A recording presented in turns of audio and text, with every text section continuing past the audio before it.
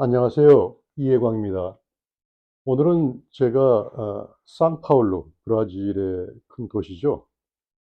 여기에 대해서 한번 설명을 드려보고자 합니다. 제가 2013년 여름부터 한 3년이 넘게 이곳에서 살았기 때문에 예, 상파울루에 대해서 어느 정도 여러분들에게 한번 말은 해 드릴 수 있지 않을까, 그런 생각이 들어서요. 통상 제가 이제 사람들을 만났을 때 과거에 상파울루에 한번 살았던 적이 있습니다. 그러면 거의 이구동성으로 저한테 말씀하시는 게 거기가 그렇게 위험하다면서요. 어느 정도 위험합니까? 그렇게 궁금해하시고 어, 어, 좀 진짜 살기에 진짜 힘든 곳이 아닌가 그렇게 선입견을 가지고 있는, 물론 그분들도 들으셨겠죠. 그런 정보를. 이렇게 그런 생각을 가지고 있는 분들이 참 많았었습니다. 저는 이제 브라질에 대해서는 개인적으로 한국의 지구 반대쪽이죠. 뭐 정확하게는 아르헨티나 뭐 어디 어느 쪽이라지만 다 넓게 보면 거기서 거기니까 대척점에 있는데 그 지구 반대쪽 쪽이고, 그래서 시간은 낮과 밤이 거의 반대입니다. 뭐 그러니까 쉽게 해서 한국이 아침 8시면은 상파울루는 저녁 8시. 그렇게 되는 거죠. 계절도 반대고. 그래서 상당히 그쪽에는 뭐가 있을까? 사람들이 어떻게 살까? 어쨌든 제 개인적으로는 그게 참 궁금했습니다. 그래서 뭐 어차피 세계를 좀 돌아다니는 그런 입장인데 그럴 바에야 남미에 한번 남미 경험을 하는 게 후회가 없을 것 같다. 그래서 어 상파울루를 이제 갔고요. 또 상파울루라고 하면은 어 인구로 볼 때 2천만이 넘는 대도시입니다. 그래서 뭐 랭킹으로 따지면 뭐 10위권, 20위권 그 사이. 어쨌든 뭐 상당히 큰 도시고, 특히 중남미로 볼 때는 가장 큰 도시입니다. 뭐 멕시코 시티도 꼽지만은 그래도 지리적으로 멕시코 시티는 뭐 중미에서 미국 아래쪽이니까, 그래서 상파울루는 남미 저 끝이고, 그래서 여러 가지 같은 중남미에서도 뭐 약간 결이 다른 그 위치에 있는 나라고, 그래서 상당히 저희가 볼 때는 색다르고 어떻게 보면 배울 점도 많고 그렇습니다.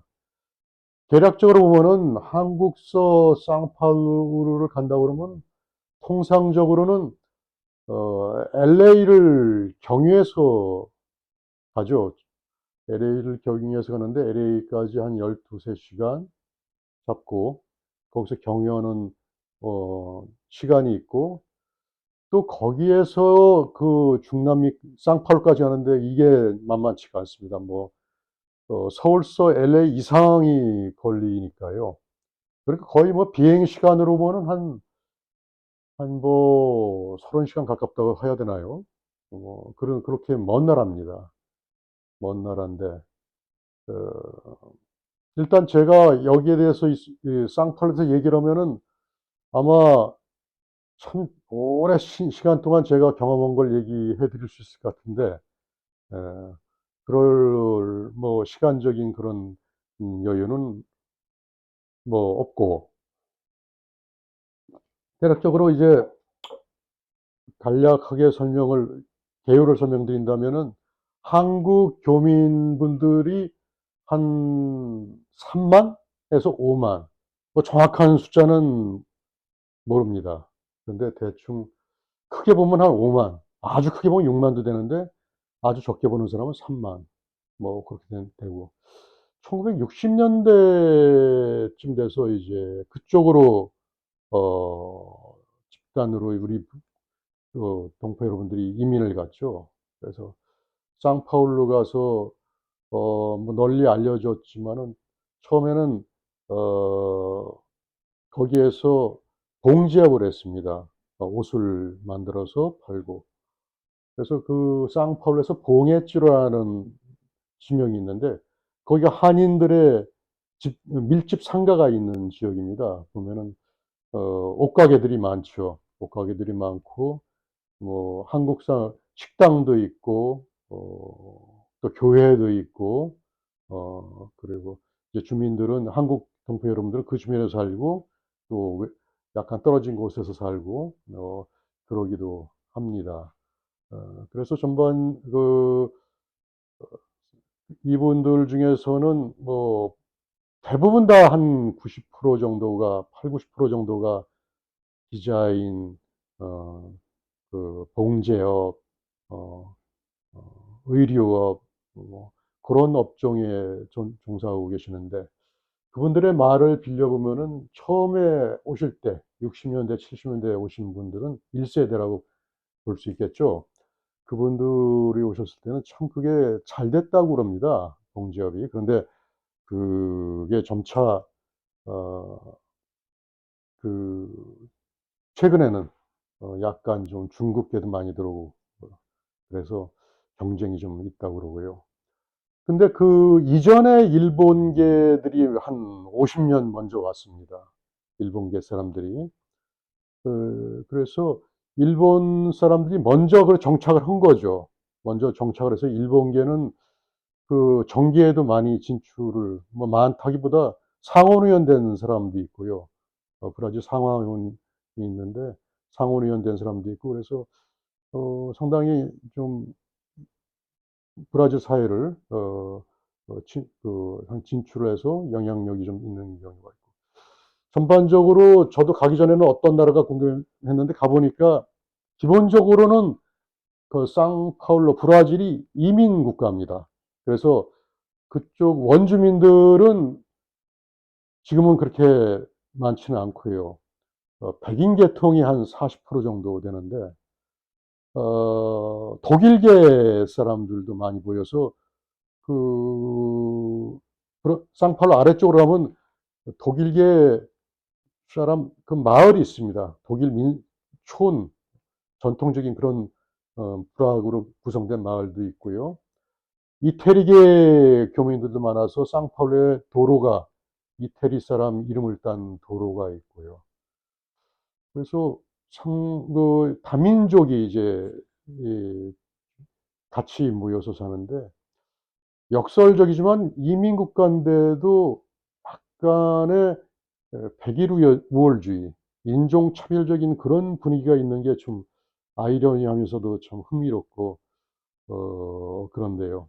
그 백인 계통이 특히 뭐 백인이죠. 인종 우월주의 뭐 그런 거 하면은 들이 좀 그런 모습을 좀 보이고 있습니다. 그런 경향을 좀 띠고 있고요.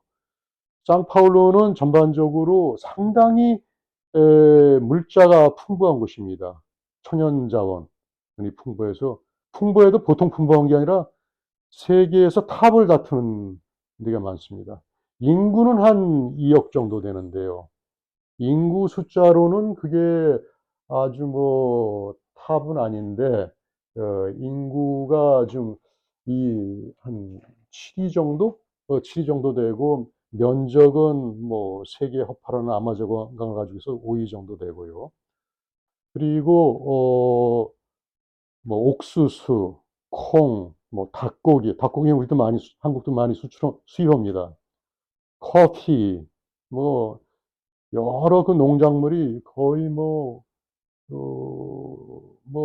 넘버 1, 2, 3를 세계적으로 다툴 정도로 수출 국가, 생산 국가로 되고요. 특히 이제 소가 많습니다. 소가 인구가 2억 명인데 소가 2억 두 정도 됩니다. 그래서 우스갯소리로 인구 한 명당 소 한 마리 돌아간다.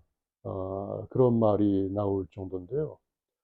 그래서 재밌는 게 슈아스카리아라고 거기도 어 소고기를 먹는 고기를 먹는 문화가 있습니다. 문화가 있는데 제가 그 우리나라 그 손잡이 달린 고기 있지 않습니까? 토마호크라는 거. 그 고기를 거기서 그때 처음 봤는데 요새 한국에서도 이제 많이 이제 돌아와서 인기가 있는 것 같아요. 근데 거기 사람들은 고기를 우리나라는 이제 꽃등심, 한우 꽃등심 뭐 숯불 그런 걸 이제 좀 부드럽고 그래서 좋아하는데 독특한 거는 순살코기, 순살코기를 좋아합니다. 또 고기의 퀄리티로 치면은 오히려 그 브라질 아래쪽에 아르헨티나가 낫다는 그런 얘기도 있는데 어쨌든 고기가 빨간 고기지만 어 아주 그 맛이 있고 근데 중요한 거는 중요하다기보다 특징적인 거는 그 바베큐 문화가 널리 퍼져 있습니다. 바베큐 문화가 퍼져 있어서 어느 정도냐면은 집집마다 바베큐 장비가 있을 정도입니다. 아파트 같은 곳에 살면 아파트마다 바베큐 연통이 있습니다. 그 구이가 있습니다. 그래서 연통으로 그러니까 차콜 같은 걸 사다가 그 불을 붙여 가지고 그 생고기를 구워 가지고 그냥 먹는 겁니다. 그런 문화가 집집마다 있어서 상당히 그 육류를 많이 섭취하는 나라라는 거를 알 수 있는데요. 그러니까 뭐 먹는 거에 대해서는 상당히 풍요하고 풍족한 나라다. 그래서 체격 조건도 좋은 편입니다. 튼튼하고 또 좋은 편이고요. 그리고 상파울루에서 있었을 때 그 주변으로는 이제 이과수 폭포라고 유명한 폭포가 있죠. 폭포가 있고 거기에서 또 이제 또 비행기로 한 2 시간 이상 가면은 그 유명한 리오데자네이루가 있습니다.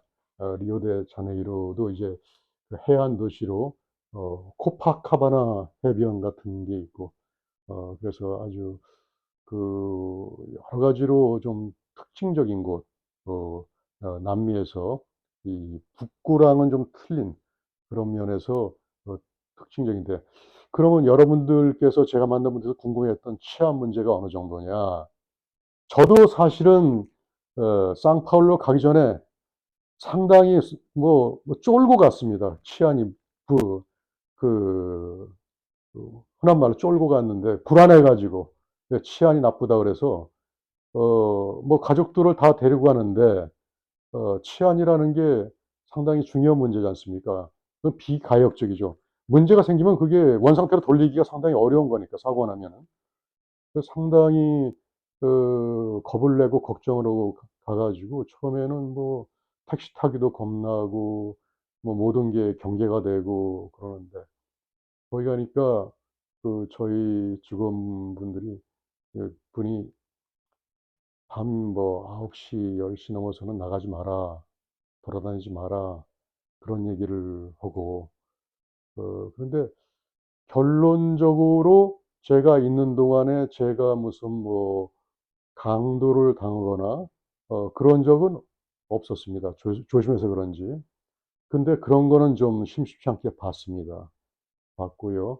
또 저 뭐 각 학교에서 주변에 거기는 이제 오토바이를 타는 족들이 많이 있는데요.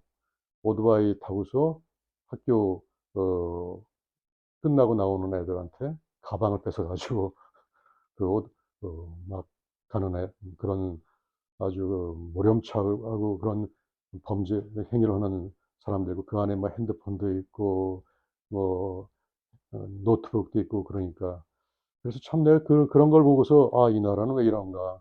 학생들한테 장학금을 주지 못할 망정 그 배우는 학생들한테 가방을 뺏어 가지고 하는 정말 그 실망도 하기도 했습니다. 그래서 어쨌든 치안이 불안한 건 사실입니다. 주의를 하셔야 되고요. 그래서 거기는 이런 말이 있습니다. 자기 차마다 하나의 그 지갑을 가지고 다닌다. 쓰지 않는 지갑인데 거기 뭐 돈을 약간 넣어 가지고 이렇게 저는 뭐 당하지는 않습니다. 나는 그 도로상에서 운전을 가다가 빨간불이 되면 쓸 거 아닙니까?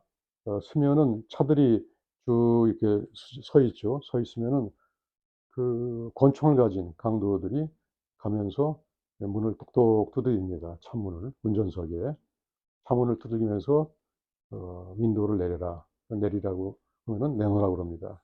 내놓으라고 그런다고 그럽니다. 그러면은 거기서 이제 지갑을 줘야 되는데, 지갑을 주는데 자기 지갑을 뭐 크레딧 카드 있고 다 있는 걸 줄 수는 없고, 그냥 준비해 놓은 지갑, 그냥 그 안에 뭐 돈 몇 푼이 있고, 그냥 그냥 지갑이라고 그냥 다 여분의 지갑, 그냥 비상시에 준비한 지갑을 준답니다. 주면은 그거 가지고 돈이 없으면 이제 없는 사람이거나 그러고서 가고. 그런데 그걸 안 주면 이제 뭐 화가 나면 뭐 총도 쏘기도 하고 뭐 그러는 모양인데, 그런 게 뭐 가끔 보이고요.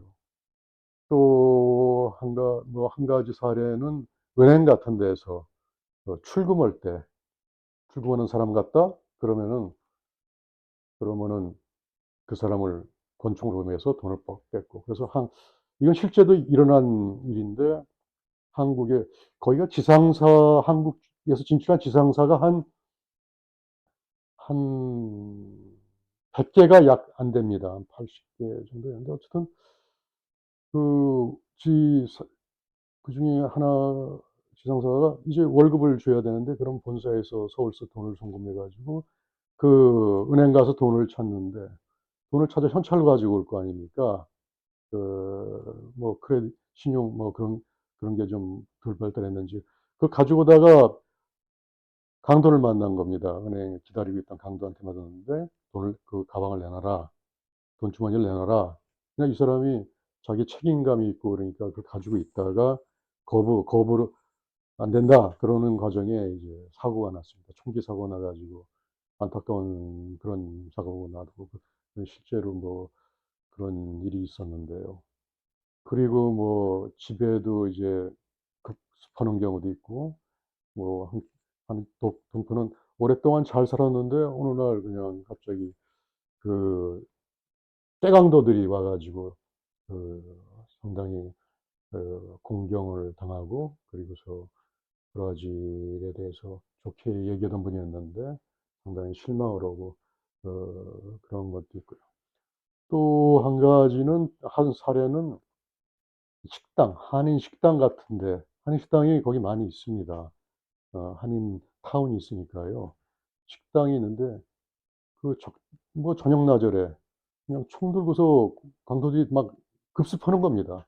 급습해 가지고 그냥 밥 먹는 손님들 다 이제 털어 가지고 가는 사건이 나고. 그게 아주 뭐 나날이 나고 뭐 일주일에 빈번하게 가끔 납니다. 나면은 그게 소문이 나는 거죠. 그럼 그 식당 안 가고 뭐 그렇게 되는 건데, 치안이 좀 삭막해지고 그렇게 되는 건데, 그게 아주 뭐 그 도시의 이미지, 그 도시의 치안 상태의 이미지 평가를 아주 어 아주 나쁘게 만드는 거죠.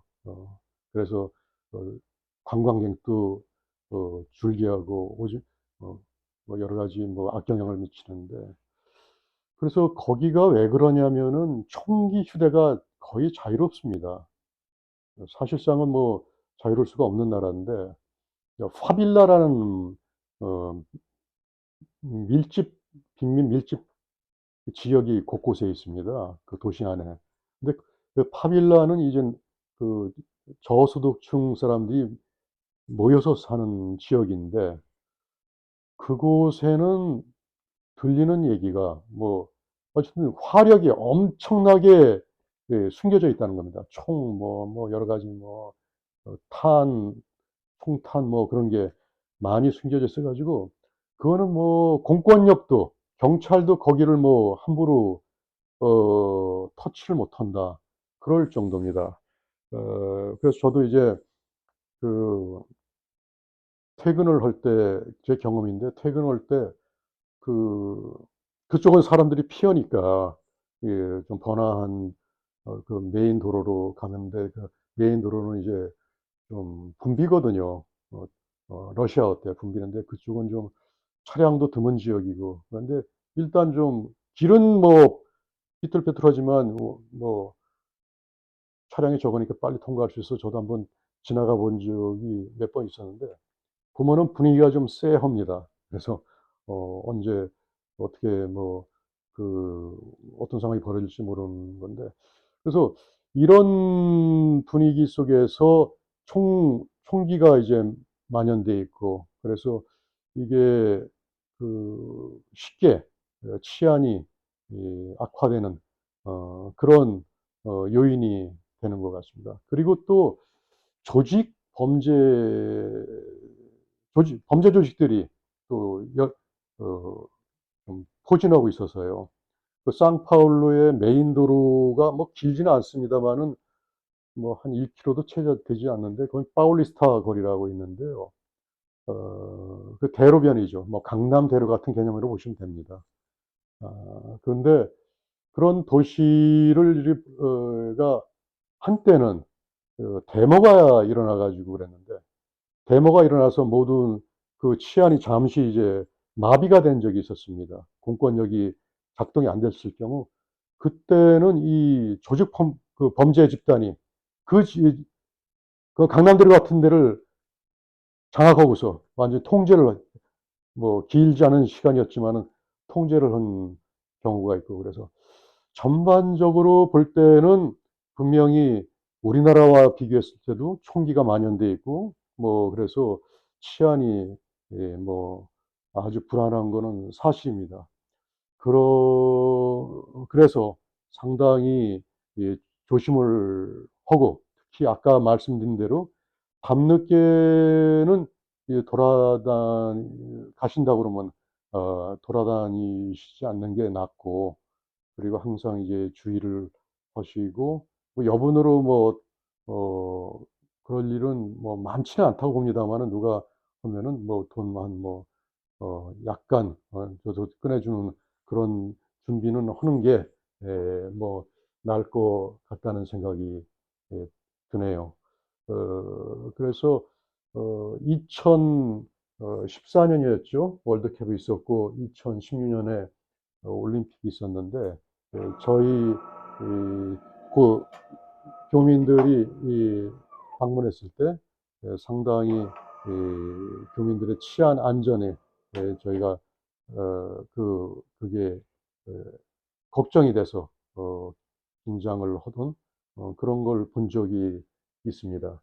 그래서 상파울루가 그런데 이렇게 뭐 나쁘냐 하면은 뭐 그런 거는 아닙니다.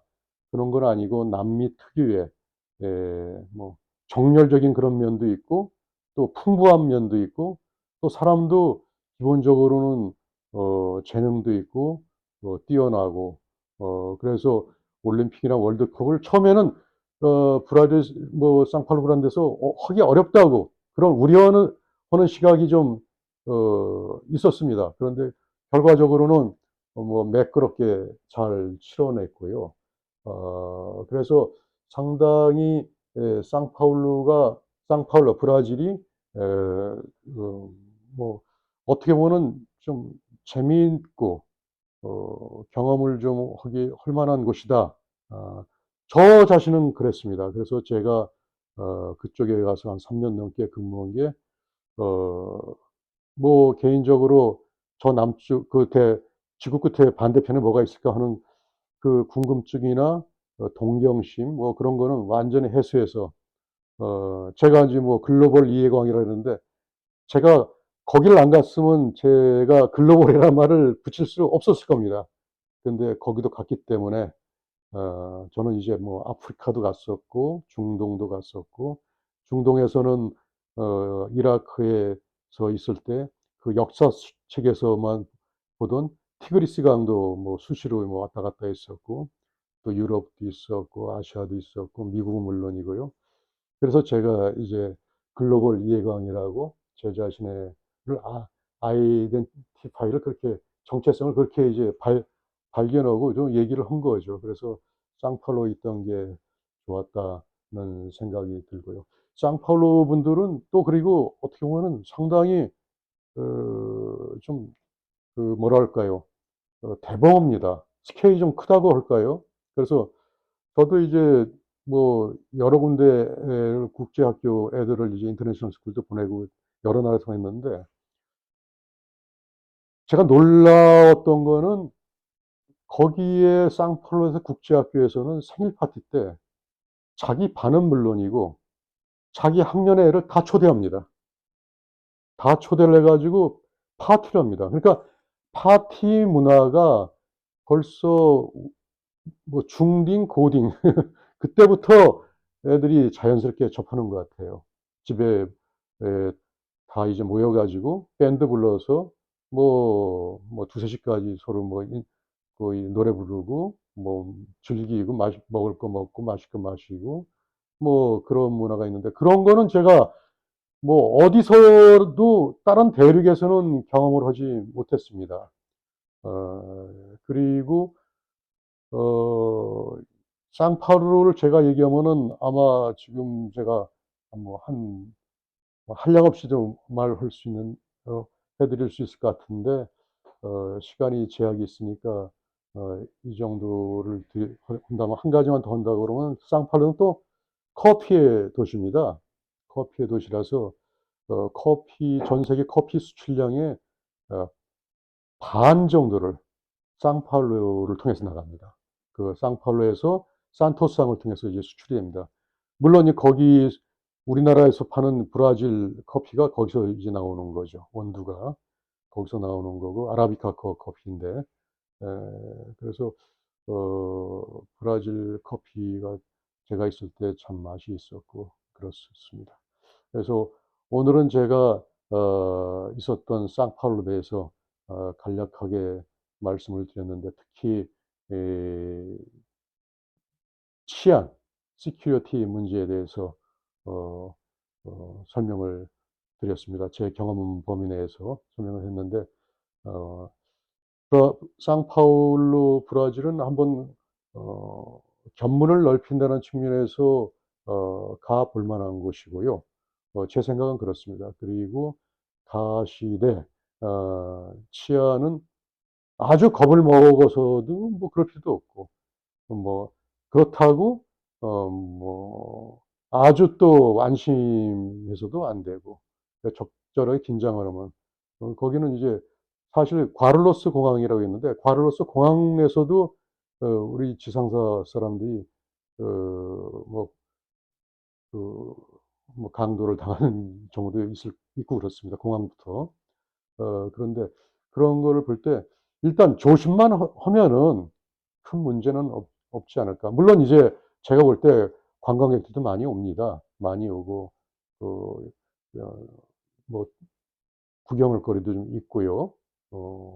그렇기 때문에 아주 뭐 위축되거나 그럴 필요는 없고 조심하시면 될 것 같다. 제가 또 다음 기회에 브라질에 대해서 상파울루에 대해서 설명을 게 좀 더 있으니까 더 기회가 되면 말씀드리도록 하겠습니다. 오늘은 여기까지입니다.